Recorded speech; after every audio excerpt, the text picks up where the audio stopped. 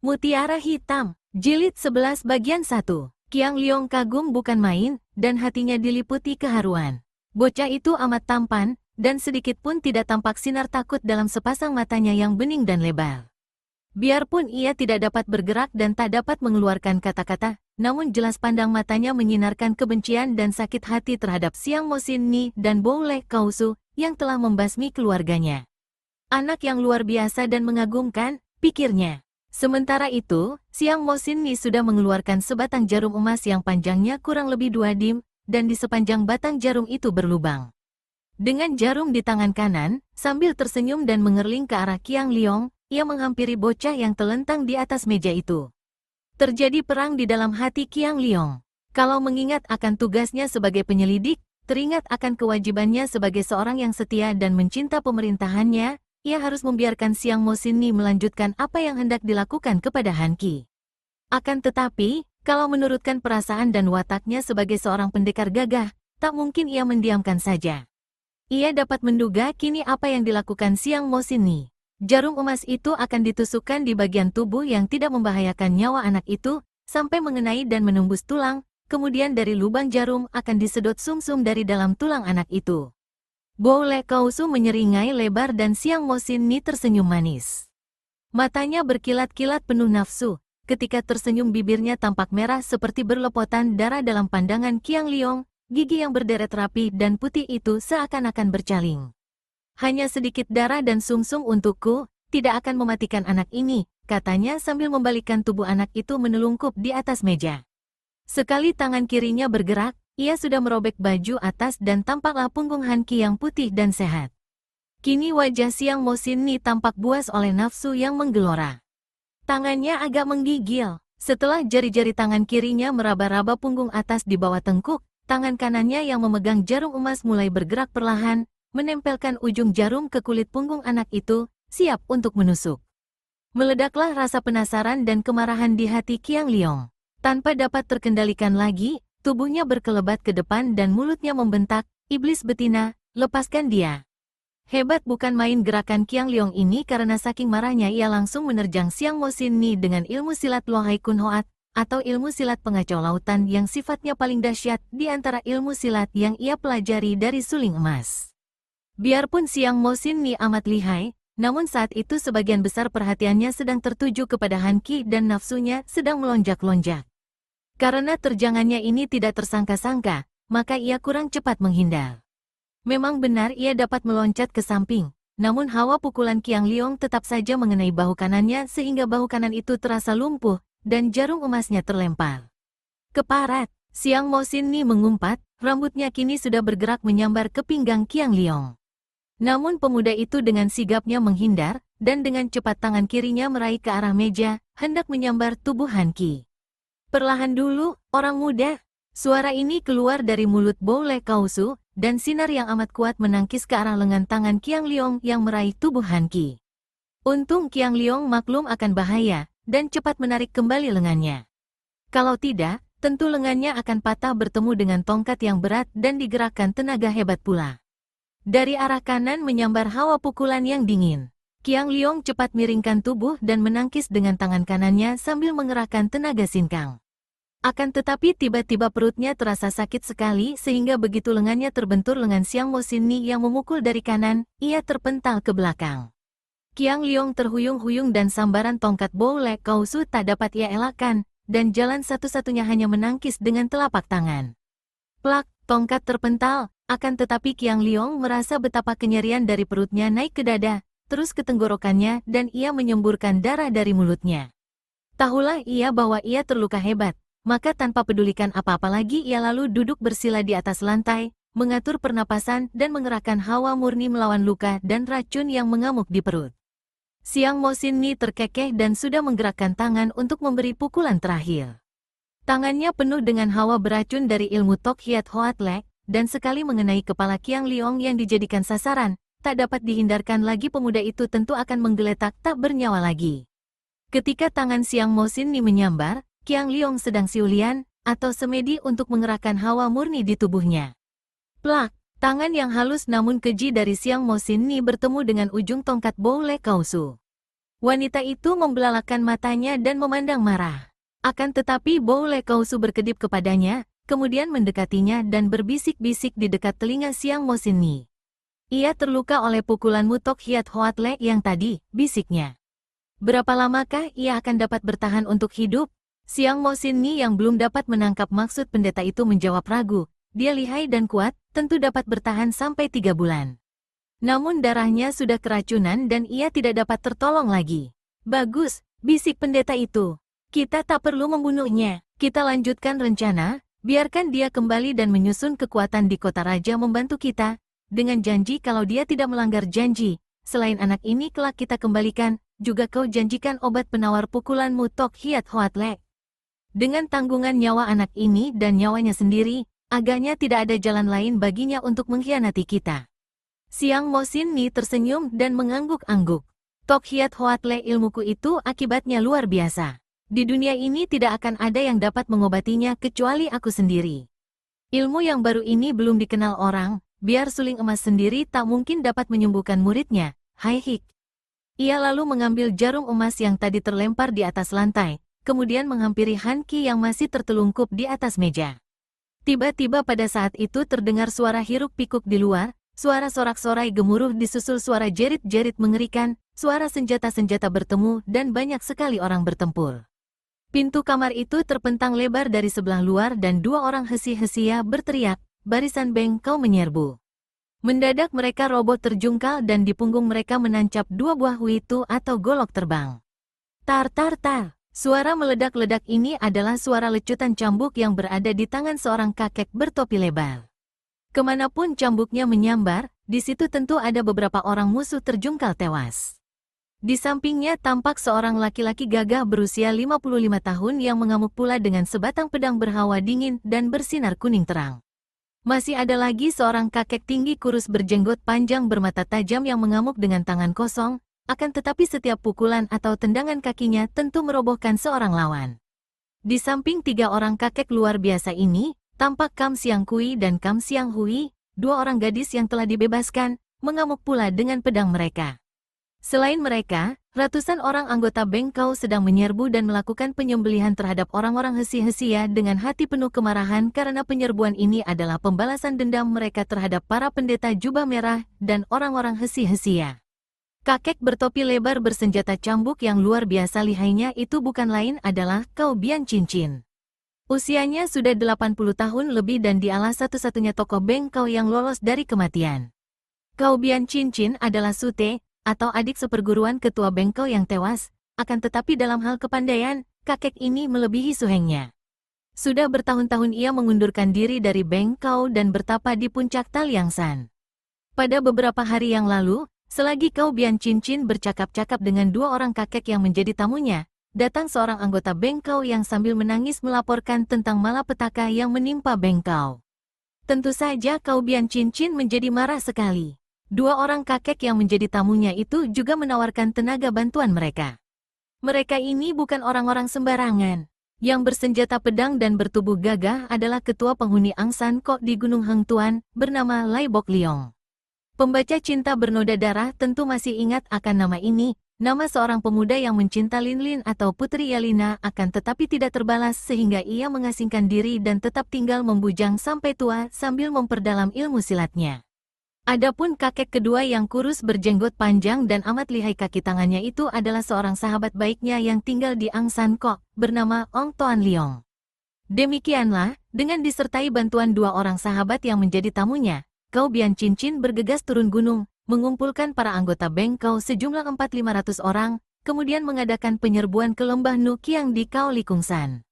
Kebetulan sekali di lereng gunung itu Kau Bian Cincin berjumpa dengan Siang Kui dan Siang Hui yang malam itu dibebaskan karena pertolongan Qiang Liong. Dengan cepat dan singkat 2 orang gadis ini menceritakan pengalamannya, tentang Qiang Liong dan tentang adiknya yang masih tertawan. Penyerbuan dilanjutkan dengan cepat dan begitu tiba di markas Boule Kausu, terjadilah perang yang hebat dan berat sebelah. Biarpun para wesio jubah merah rata-rata memiliki kepandaian tinggi, namun jumlah orang-orang bengkau yang menyerbu terlalu banyak. Apalagi di sebelah depan dipimpin oleh 3 orang kakek yang demikian lihai, terutama sekali yang bercaping dan bersenjata cambuk, amat mengerikan. Dengan cepat dan mudahnya, Kau Bian Cincin yang diikuti oleh Lai Bok Liong, Ong Toan Liong, dan kedua orang gadis cucunya itu menyerbu terus sampai ke bangunan terbesar yang menjadi tempat kediaman Bo Le Kausu. Lecutan cambuk Kau Bian Cincin menghancurkan pintu kamar Bo Le Kausu dan mereka menyerbu ke dalam. Akan tetapi kamar itu kosong. Tidak tampak Bo Le Kausu maupun Siang Mo Sin Ni. Juga tidak tampak Qiang Liong maupun Kam Han Ki. Kedua orang gadis yang pernah menjadi tawanan di tempat ini segera menjadi penunjuk jalan, menggeledah dan mencari di seluruh bangunan yang berada di situ, namun sia-sia saja. Dua orang musuh besar yang menjadi biang keladi penghancuran bengkau, dua orang tawanan yang hendak mereka tolong, tak tampak bayangannya. Mereka mengamuk dan membunuh semua pelayan dan orang-orang hesi-hesia. Ketika mereka keluar lagi, ternyata perang kecil itu sudah selesai. Di mana-mana bertumpuk mayat orang-orang hesi-hesia dan ada juga beberapa korban orang-orang bengkau, tetapi ketika diperiksa, hanya terdapat 7 orang mayat pendeta jubah merah. Ternyata bahwa semua orang hesi-hesia yang bertugas di situ, sejumlah kurang lebih 100 orang tewas. Akan tetapi para wesio jubah merah agaknya sebagian besar melarikan diri dan sudah terang bahwa Bo Le Kausu dan Siang Mo Sin Ni juga melarikan diri. Yang menyusahkan hati Kau Bian Cincin terutama sekali Siang Kui dan Siang Hui adalah lenyapnya Qiang Liong dan Kam Han Ki. Kemanakah perginya dua orang tawanan itu?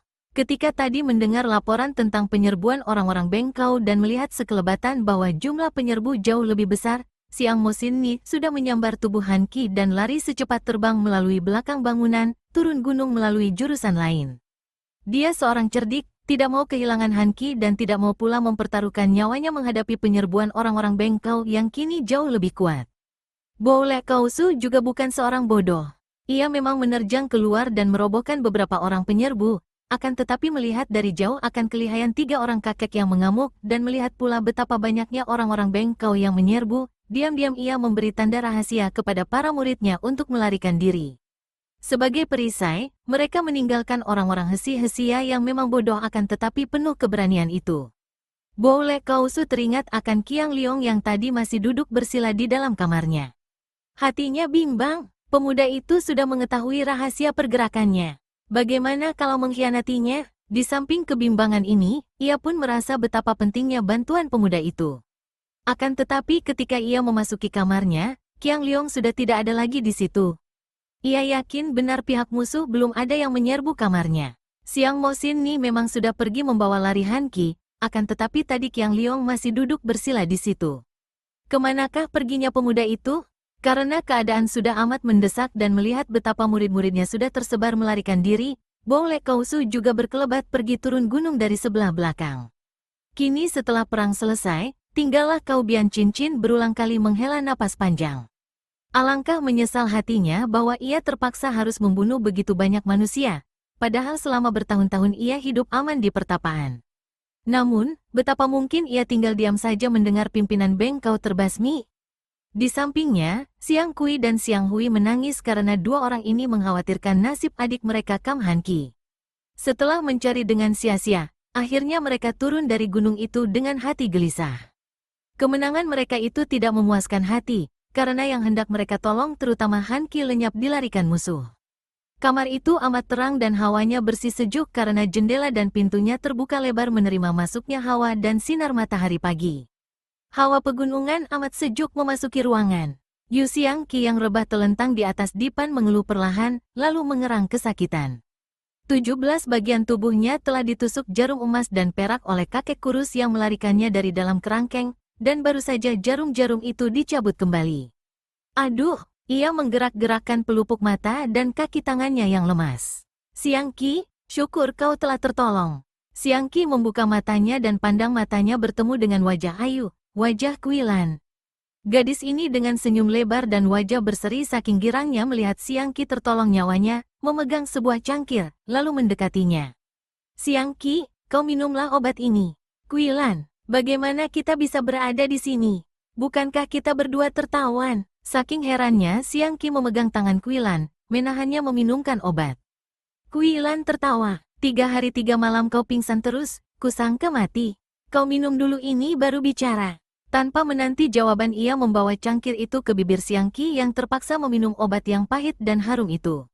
Kuilan, bagaimana? Hus, kau tertolong Song Yok Sanjin atau orang gunung ahli obat si Song, dan puterinya, Enci Goat yang cantik manis. Berkata demikian, Kuilan menudingkan telunjuknya ke sebelah kiri Dipan. Siang Qi cepat menoleh. Barulah tampak olehnya seorang kakek kurus berjenggot jarang sedang memeriksa sesuatu dalam dua tabung kaca dan seorang gadis yang cantik manis bergelung tinggi berada di depan kakek itu. Tak salah dugaanku. Racun peluru bintang itu adalah racun jamur laut yang terdapat di selatan. Sungguh keji orang-orang Tian Liong Pang. Tentu mendapat racun ini dari datuk mereka, Xiao Bin Lomo. Biarpun racun ini ganas, namun pemunahnya tidak sukar. Jalan darahnya telah kututup, racun tidak menjalar. Goat Ji atau anak Goat, kau ambillah batu penghisap dan bubuhkan biji delima putih. Setelah gadis cantik itu pergi untuk melakukan perintah ayahnya, kakek itu membalikkan tubuhnya dan membuang darah dalam kedua tabung itu keluar pintu, lalu menaruh tabung ke dalam jambangan air yang berada di sudut. Barulah ia menghampiri Dipan dan bertanya ramah, Xiao Pangcu atau ketua sudah sadar? Syukurlah. Siang Qi cepat melompat turun dari pembaringan dan menjatuhkan diri berlutut di depan kakek itu sambil berkata, Lo Qianwei atau orang tua gagah adalah penyelamat nyawa kami berdua orang muda, harap jangan bersungkan kepada saya. Terimalah hormat dan terima kasih saya Yu Siang Qi. Kakek itu tertawa sambil berdongak ke atas, mengelus jenggotnya yang jarang. Hahaha, Pangcu muda dari Kong Sim Kai Pang benar-benar tidak mengecewakan menjadi putra sahabatku Yu Kang Tianglo. Jangan banyak sungkan, kita di antara orang sendiri. Bangkitlah. Sambil berkata demikian kakek itu mengangkat bangun Yu Siang Qi dan pemuda ini mendapat kenyataan betapa di balik telapak tangan yang halus itu tersembunyi tenaga yang amat kuat sehingga ia menjadi amat kagum dan segera bangkit berdiri. Lo Qianwei mengenal mendiang ayah saya sebagai sahabat, sungguh merupakan kehormatan dan kebahagiaan besar bagi saya, katanya, akan tetapi tiba-tiba Siang Qi memejamkan kedua mata karena kepalanya terasa pening. Xiao Pangcu harap rebahan dulu karena racun masih belum lenyap dari tubuhmu, kata ahli pengobatan itu. Tanpa diperintah kedua kalinya, juga karena Kuilan memegang dan mendorong pundaknya, pemuda itu kembali merebahkan diri telentang di atas dipan.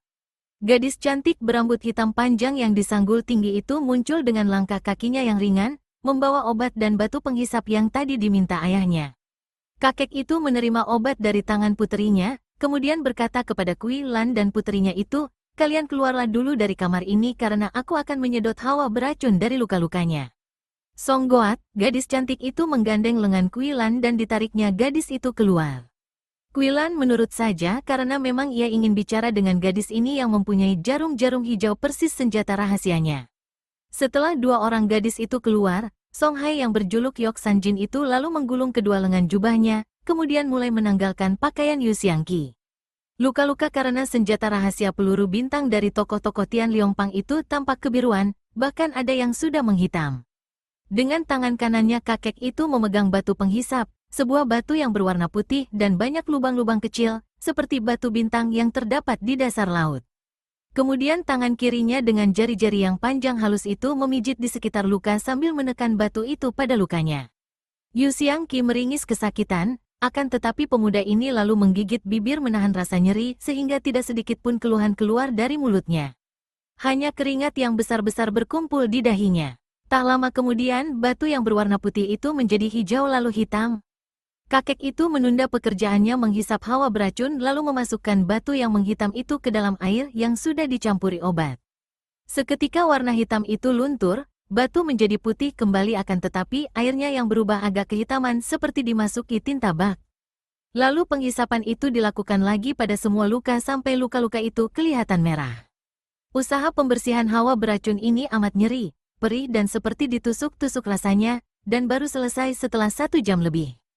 Barulah kakek itu membantu Siang Qi mengenakan pakaiannya kembali. Aman sudah, tinggal minum obat ini dan dalam beberapa hari lagi Xiao Pangcu akan pulih kembali kesehatannya seperti biasa. Kakek itu lalu menuangkan obat bubuk delima putih, ditaburkan pada luka dan terasalah oleh Siang Qi betapa keperihan dan kenyerian pada luka-lukanya lenyap seketika, terganti oleh rasa dingin dan menyenangkan. Tanpa disadarinya, ia sudah memejamkan mata menarik napas lega dan pulas seketika. Kakek itu tersenyum, lalu mencuci kedua tangannya dan duduk di atas bangku dekat pembaringan. Sementara itu, setelah berada di luar pondok kecil itu, Kuilan segera menangkap tangan Song Goat dan berkata, Cici yang baik, hampir mati aku menahan sabar untuk mendengar semua keteranganmu. Hayo lekas ceritakan, pertama-tama, mengapa kau menggunakan jarum-jarum hijauku untuk membunuhi para Wesio itu, kemudian menggunakan juga ketika kau menolong kami? Dari mana kau mendapatkan jarum-jarum hijau itu? Song Goat tersenyum dan dua buah lekuk kecil muncul di sepasang pipinya dekat mulut sehingga ia tampak manis sekali. Adik yang baik, bukankah engkau yang berjuluk Mutiara Hitam? Kenapa kau tak dapat menebak sendiri? Hai Hik, jangan jual mahal, Enci yang baik. Lekas ceritakan, kalau tidak. Anak ganas, kalau tidak kuceritakan kepadamu apakah kau akan memaksaku dengan pedangmu yang lihai?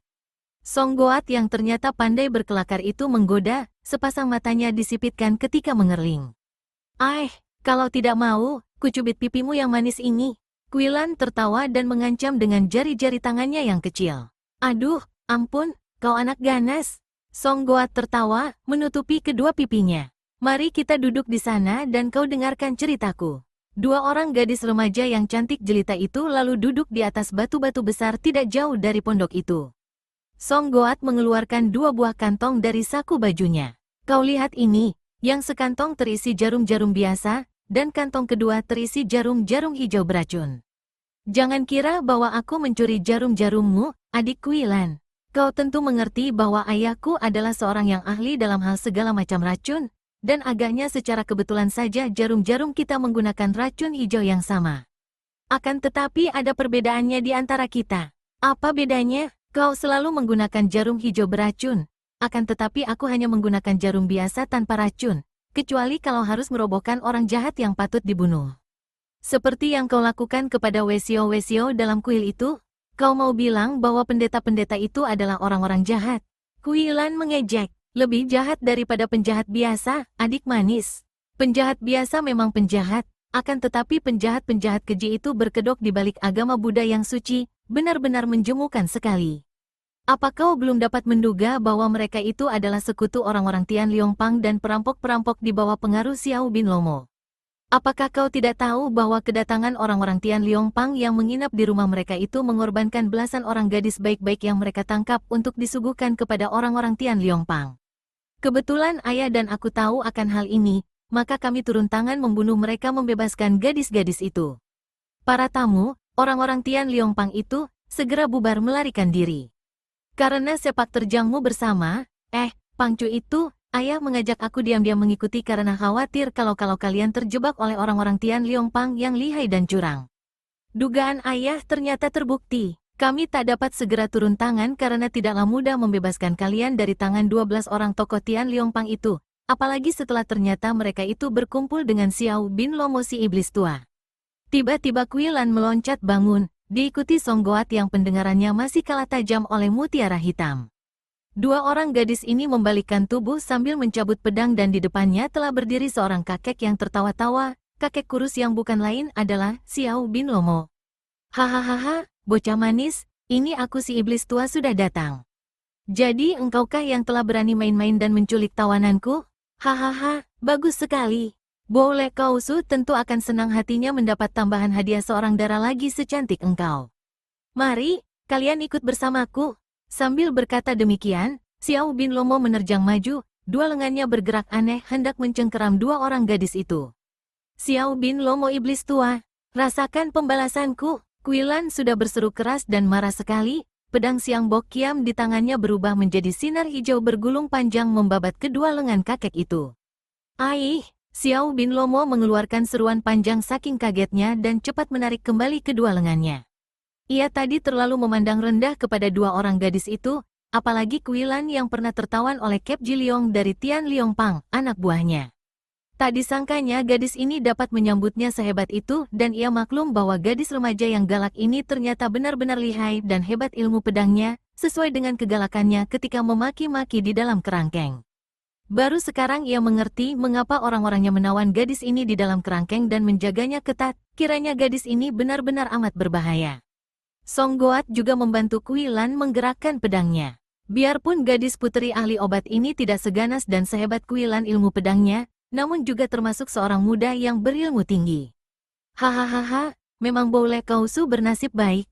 Haha, kiranya selama hidup dalam petualangannya dengan wanita, Belum pernah ia mendapatkan dua orang gadis cantik yang begini lihai.